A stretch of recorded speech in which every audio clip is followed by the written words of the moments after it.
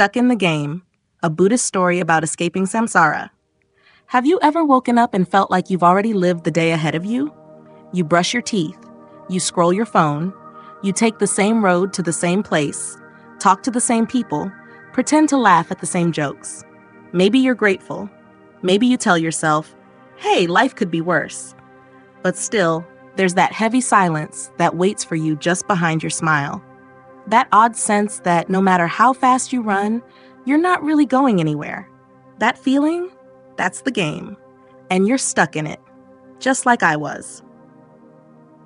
I wasn't a monk. I wasn't even spiritual. I was a software engineer at a game company of all things. Every day, I worked on perfecting a virtual reality simulation we called Cycle. In the game, players were dropped into a fantasy world, but no matter what they did, they couldn't escape it until they figured out the hidden exit. It was meant to be fun, challenging, addictive. It didn't hit me until much later how close it all mirrored the real world. Back then, I thought I was clever. I thought I was in control. I had a fancy job, smart friends, enough money to eat out whenever I wanted. And yet, every night I'd lie awake in bed and feel this strange emptiness. I didn't have a name for it yet. I thought maybe I just needed more dopamine, more likes, more wins, more late-night pizza. But it was deeper than that. It was the ache of not knowing what you're here for. The first crack in my perfect simulation came on a Tuesday. Isn't that funny? Not a dramatic Friday, not a poetic Sunday evening, just an ordinary gray Tuesday afternoon in the break room of our office. I was eating instant noodles, again. Across the table sat Ravi, one of our developers. He was older, quieter, always wore the same brown jacket like he was allergic to change. I never paid him much attention before that day. But out of nowhere, while stirring his tea, he looked at me, you remind me of a trapped soul in a video game. I laughed. That's rich, coming from the guy who literally writes them. But he didn't smile. No, really, he said, you wake up, you repeat, you crave things, you suffer, you die. Then you come back again and do it all over. I rolled my eyes. Is this some kind of pitch for a new game? He leaned in, voice softer now. I'm talking about samsara. That was the first time I heard the word. Samsara. That night, I couldn't sleep. I kept repeating the word in my head like a cheat code I hadn't tried before. Samsara. The endless cycle, birth, death, rebirth. A game with no pause button, no save points, just a loop. Until you figure out how to break free. It was weird, but something about it clicked. I started seeing the patterns in my life. The way I chased things that never made me feel whole. The way I pushed down my discomfort with another show, another scroll, another drink. I was always distracting myself from myself. The next morning, I looked up Buddhism for the first time. Not out of devotion, just curiosity. I found words that felt like they were written for me, like old messages buried in my code that I'd never debugged. Life is suffering. Suffering has a cause. There's a way to end that suffering, and there's a path that leads to that end. It felt like someone had handed me a strategy guide to the level I couldn't beat. I started spending more time with Ravi. At lunch, I'd ask him questions, sometimes just to poke fun, but more and more because I couldn't stop wanting to understand. He didn't preach. He didn't sell. He just answered, like a friend who'd already beaten the game, now showing you where the hidden door was. One day I asked him, so what's the end game in all this? Enlightenment sounds like a fantasy boss fight. He nodded. It is, but the boss isn't out there. It's inside, and most people don't even realize they're fighting it. I laughed. What, like depression? He shook his head slowly. Worse, delusion. That hit me. Because it's true, isn't it? You can feel sad and still know you're sad. But when you're deluded, you don't even know you're lost. Around this time, things at work got strange. The simulation we were building, Cycle, started doing things we didn't program. NPCs were acting odd. Some players reported getting stuck in rooms with mirrors. The characters would whisper strange lines. You are not the one playing. This is not your first time here. I thought it was a glitch. Ravi didn't. He looked pale when I showed him the logs. Sometimes, he said, when we build something close enough to the truth, it echoes back. That night, I stayed late at the office. I walked into the testing room alone and put on the VR headset. I don't know what I was expecting, but what I found wasn't just code. I was in a forest. The air shimmered like it was dreaming, and in front of me stood a monk in brown robes. But his face, it was my face. He said nothing, just looked at me, and then slowly raised one hand and pointed at my chest. Suddenly, I felt pain, like I'd been carrying 1,000 pounds in my heart all my life, and never noticed. I yanked off the headset, gasping. I couldn't tell what was real anymore, but I knew something had changed. Over the next few weeks, I couldn't unsee it. The cracks in my routine, the loops I kept falling into. Wake up, scroll, eat, work, escape, sleep, repeat. It was like being haunted, but not by a ghost, by myself. I'd stand in the mirror and feel like I was looking at an avatar, something I was controlling but didn't really know. So I started doing the weirdest thing I've ever done. I meditated. At first, it was awful. My mind was a junkyard. Thoughts bouncing like broken code, regrets, desires, old conversations, hunger, shame, daydreams, noise, noise, noise. But one night, I felt something shift. It was small, barely there, a tiny moment when everything stilled, like the whole program paused. And for the first time, I saw something behind all the chaos. I don't know how to explain it except to say, I felt real. I told Ravi. He smiled gently. You met yourself. It turns out that's part of the path. It's not just about being calm or relaxing. It's about peeling away everything you're not. All the roles, all the masks, all the false quests we chase thinking they'll finally bring peace. And beneath it all, there's silence. Not emptiness, just space. Spacious enough to hold pain, spacious enough to hold joy, spacious enough to finally see things as they are. And when you see clearly, you stop chasing shadows. You stop fighting the game. You begin to wake up. The Buddha called it Dhamma, the truth of things. He laid out the way, step by step, not as dogma, but as a map. Not to worship, but to walk. Right view, to see clearly that we suffer because we cling. Right intention, to commit to letting go. Right speech, action, and livelihood, to live in a way that doesn't deepen the illusion. Right effort, mindfulness, and concentration, to train the mind to stop reacting and start observing. It's not a ladder, it's more like a circle, like debugging a loop, over and over until finally the code runs clean. And when it does, you don't escape the world. You just stop mistaking it for a prison. I didn't become a monk. I didn't shave my head or move to a mountain. But I left the game company. I started teaching meditation at a community center downtown. And sometimes I'd see people walk in with that same look I used to wear, tired, searching, quietly drowning in their own mind. They'd sit down, breathe, fidget, struggle, and then one day, they'd pause. They'd meet themselves. And I'd know, another player just found the first clue. We're all stuck in the game in one way or another. But the secret is this: you don't have to beat it. You just have to wake up. It's funny, isn't it? How sometimes the person who helps you the most doesn't even know they saved your life. They weren't trying to be a hero. They weren't preaching, pushing, or performing. They were just there, quietly living what they knew, walking a path they trusted, one foot in front of the other. And then one day, they show up right where you are, right when you need them. And something in you just clicks. That's what Ravi was to me.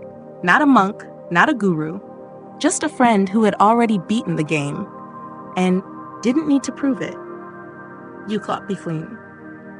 After I left the company, I thought I'd never see him again. I figured we'd had our time.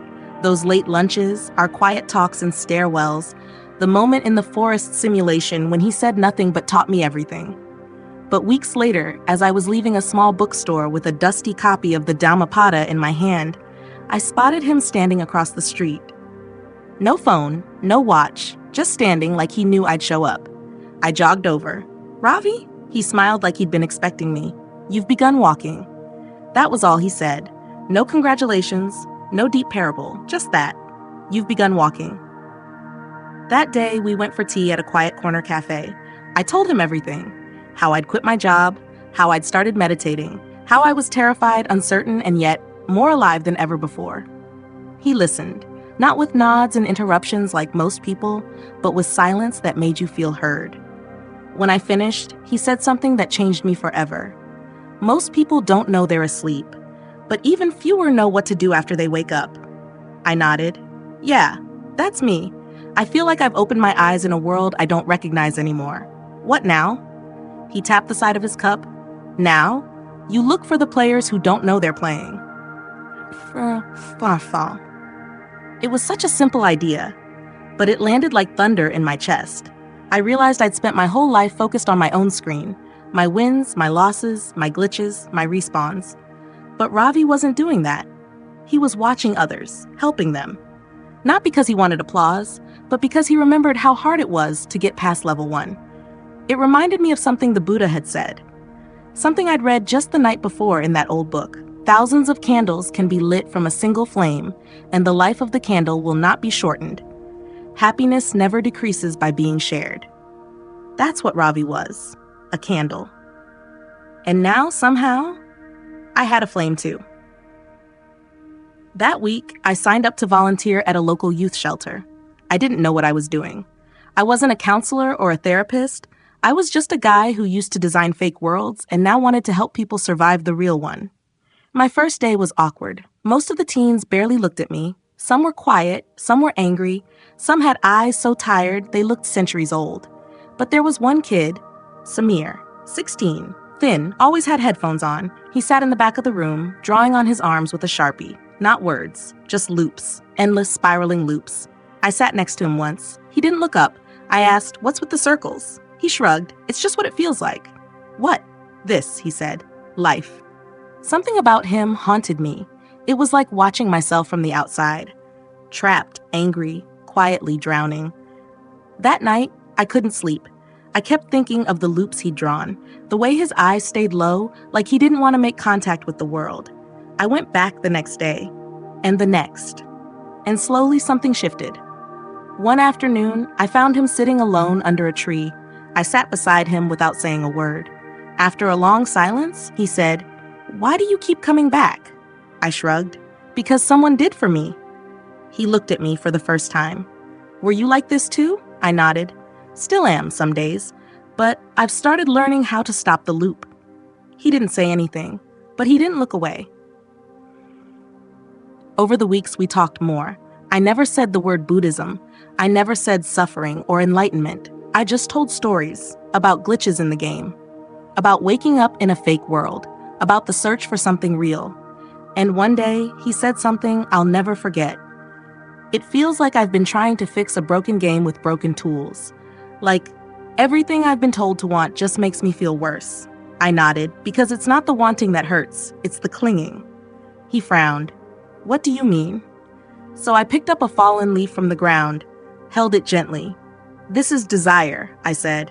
Then I clenched it in my fist, crushing it.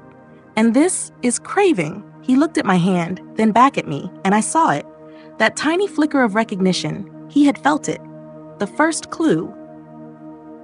That night, I called Ravi, told him everything.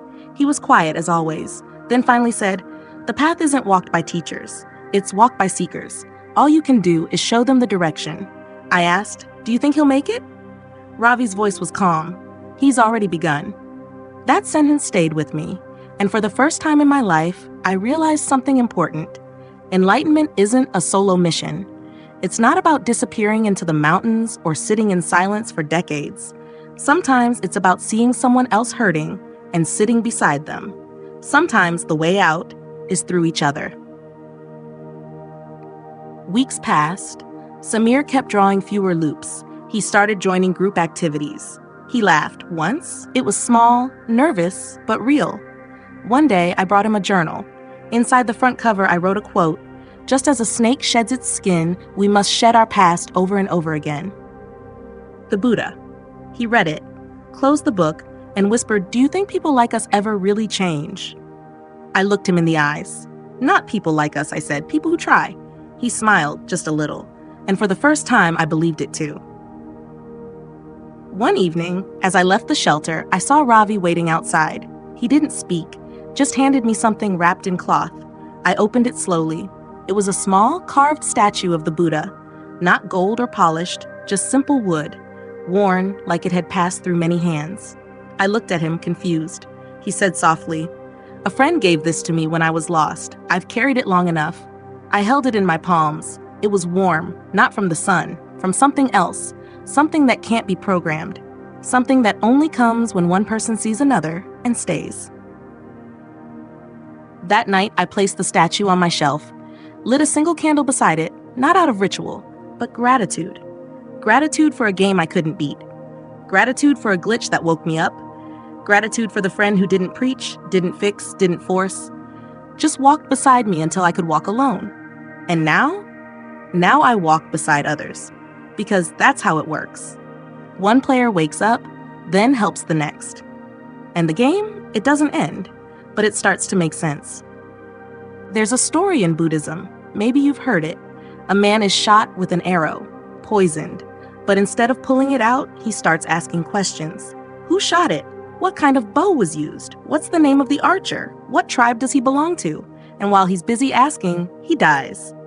That story used to sound absurd to me until I realized I was that man. And maybe so are you. Because here we are poisoned by the world, by hatred, greed, fear, distraction.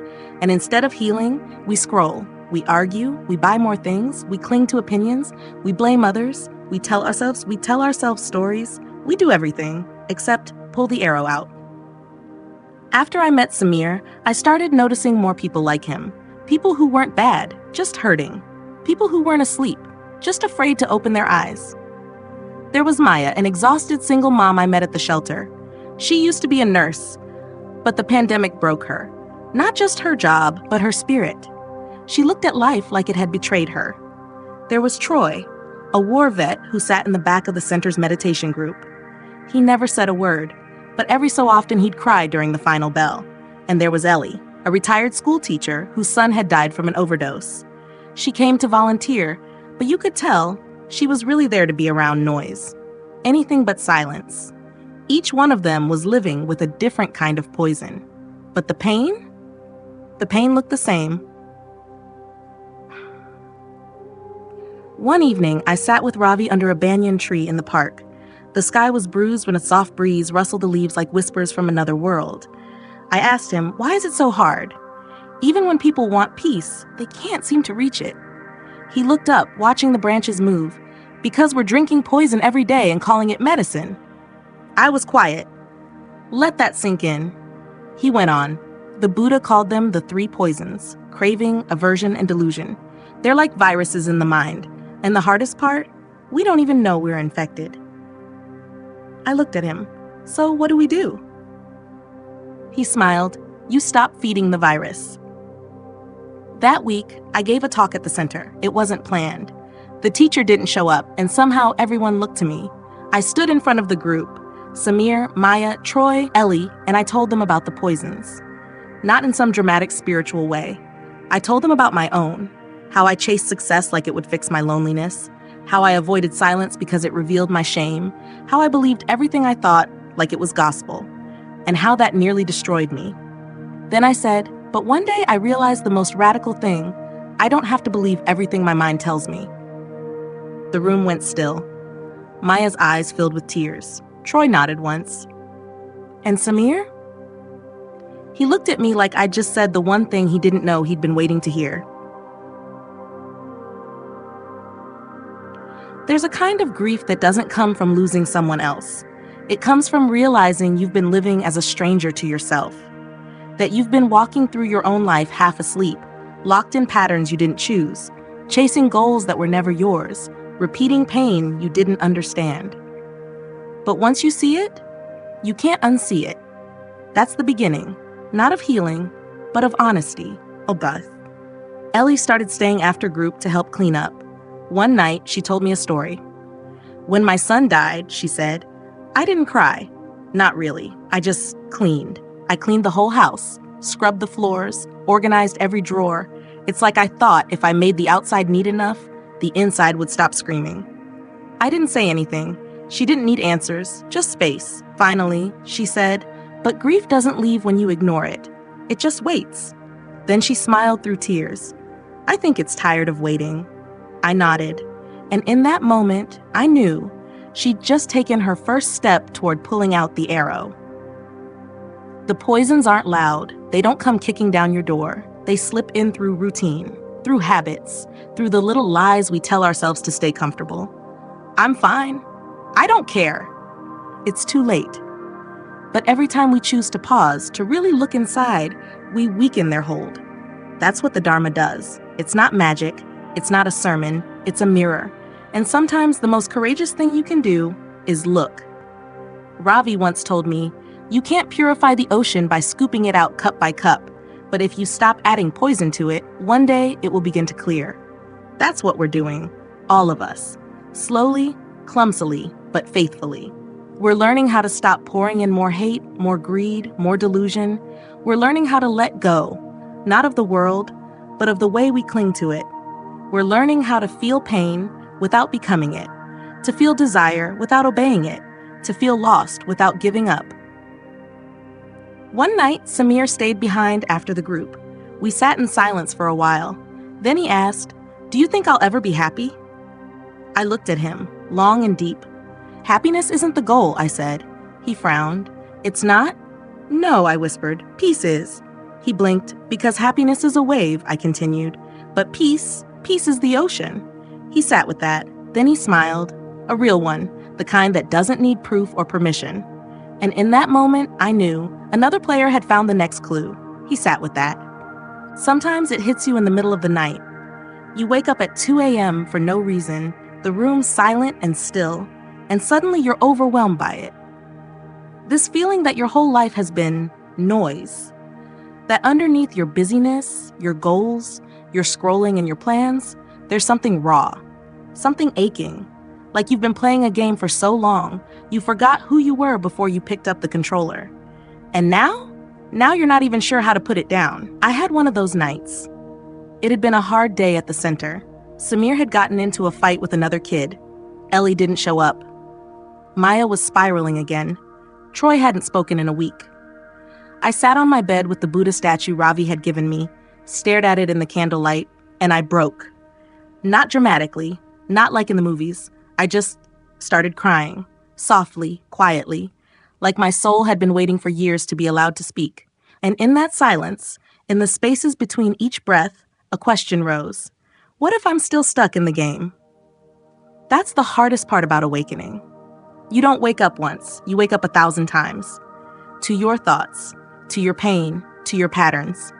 And every time it asks the same question, will you keep playing or will you walk away? But walking away isn't as simple as logging off. It's not some switch you flip, it's a path. And sometimes that path leads right back through the pain you've been avoiding. The next morning, I met Ravi at the park again. I told him everything, my doubt, my fear, my breakdown. He listened, then said, "The first step in the Eightfold Path is right view. But most people think that means right belief." I nodded. "Doesn't it?"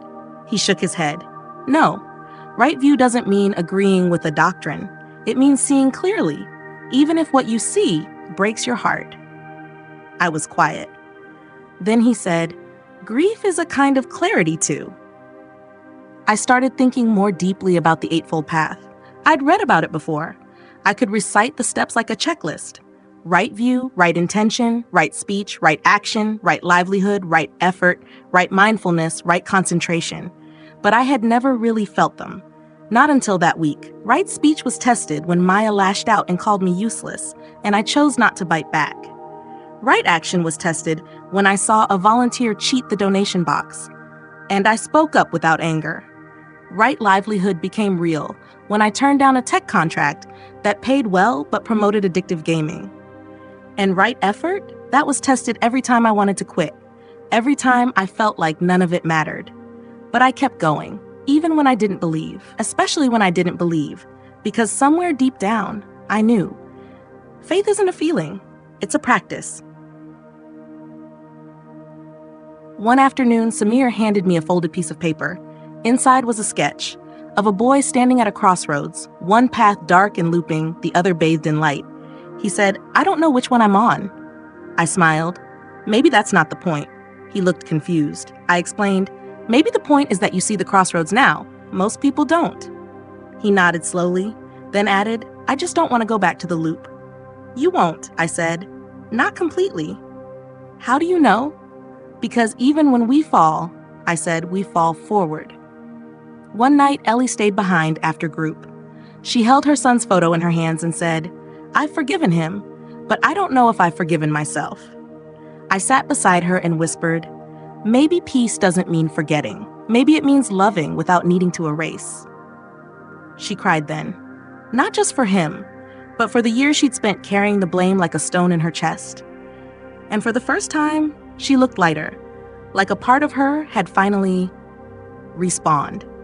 Not as someone new, but as someone whole. Troy started speaking again, not much, just a few words after each meditation, but the words mattered. One day he said, "I used to think silence was punishment, now I think it's a gift." And when I asked him what brought him peace, he said, "Stillness, and knowing I don't have to fight everything anymore." He didn't say it for applause. He said it like someone who had walked through fire and made peace with the smoke. That's the thing about suffering. Once you stop running from it, it becomes your teacher. It doesn't vanish, it transforms. That's what the Eightfold Path does. It doesn't fix you, it reveals you. Not some ideal version of yourself, but the self that's always been waiting underneath the noise. The self that's kind, the self that's wise, the self that doesn't need the world to be perfect in order to feel peace. And slowly, the game changes. You stop playing to win. You start playing to wake up. One evening, as the sun set behind the trees, Ravi handed me a small stone. Carved into it was a single word in Pali, sati. I asked, "What does it mean?" He smiled. "Mindfulness, but not the kind people sell in apps. The kind that sees clearly, without judgment, without control, just presence." I held the stone in my palm. It felt heavier than it looked, like it carried something ancient. And I realized this was the real respawn. Not the kind where you get a new life, but the kind where you finally start living this one, this gloss. The last time I saw Ravi, it wasn't planned. He had always appeared like that, without warning, like a quiet breeze that simply showed up and, without trying, changed the air. We were at the Riverside Temple, where volunteers and guests alike lit candles and paper lanterns, setting them adrift on the water. It was the end of the rains retreat. The air smelled of jasmine and damp earth. Children giggled nearby. Monks chanted softly in the distance. He stood there watching the river flow, a small lantern in his hand. He didn't turn as I approached, but he knew I was there. "I'm leaving," he said. "Where to?" I asked. He smiled without looking. Does it matter? It didn't. Because I understood something now. The path doesn't end. It just moves beyond the places we can see. That night, as I watched him place his lantern in the river, I thought about the way this journey had unfolded, not in a straight line, not with clear instructions, not with checkpoints and rewards like the games I used to build, but with messiness, grace, relapse, hope. It had been like walking through fog with only trust to guide each step. But somehow, step by step, fog had thinned, and now I could see the sky. There's a phrase in Buddhism, ehipasiko. It means, come and see for yourself. Not believe, not obey, not follow blindly. Come and see. And that's what this story has been, hasn't it? Not a sermon, not a tutorial, but an invitation to come and see what's real beneath the noise, to question the rules of the game, to look for the exit. Samir eventually moved out of the shelter and started college. He still texts me sometimes. Once, after a hard exam, he sent, "Almost rage, quit life today." Then remembered, maybe it's just a hard level. Doesn't mean the game's broken. I smiled at that. He's found his way. Not perfect, not polished, but real. That's all we ever needed. Maya started her own support group for single mothers recovering from burnout. Ellie planted a garden behind her house and named it after her son. Troy got a job teaching mindfulness to veterans. And me? I still volunteer, still light candles, still sit with strangers who feel like the world forgot them. But now, I know none of us are forgotten. Because the moment we remember each other, the moment we sit beside one another and listen, we begin to dissolve the illusion. We begin to win. You see, this whole time I thought Buddhism was about detachment, about escaping the world. But I was wrong. It's about engaging so deeply with life that you can finally see its truth, its impermanence, its interconnection, its beauty. It's not about logging out, it's about waking up. And once you wake up, you stop playing. You start living. So maybe you're watching this right now, feeling stuck. Like you're on a level you just can't beat. Like you keep respawning in the same pain, the same patterns, the same grief. I want you to know you're not broken. The game is just designed to keep you distracted. But there's a way out. It's not flashy, it doesn't promise instant joy, but it's real, it's steady, it's yours. And maybe someday, you'll be the friend who quietly shows up for someone else. You'll be the guide in their glitch, the flame in their night, the reason they decide to keep walking. And when they ask you, how did you do it? You'll smile gently, the way Ravi always did, and say, I didn't beat the game, I just stopped playing it. Game over, you win. Har, before you go, I just want to say, if you've ever felt like you were stuck, like you were living the same day over and over, caught in loops of pain, chasing peace that always seems just out of reach, you're not alone. We all play that game, the one no one told us we were born into. But the truth is, we can stop. Not by escaping life, but by seeing it clearly, by slowing down, by asking different questions, by sitting quietly with our own suffering, and then gently holding someone else's. Buddhism doesn't give easy answers. It doesn't promise to erase the pain, but it gives you something even more powerful, a way to understand it, a way to face it, and one day, a way to end it. That's what awakening really is. Not a lightning strike, not a mountaintop miracle, but a quiet decision to stop running and to start listening. And maybe that starts right now, right here, with you. So if this story moved you, if it made you cry or smile or sit in silence, please share it with someone who might be stuck too. You never know whose game you could change just by showing up. And if you're new here, subscribe. We tell stories that aren't just heard, they're felt. Stories that heal, stories that guide, stories that wake us up. Until next time, take care of your mind, take care of your breath, and take care of each other. Because the game may be tough, but we were never meant to play it alone.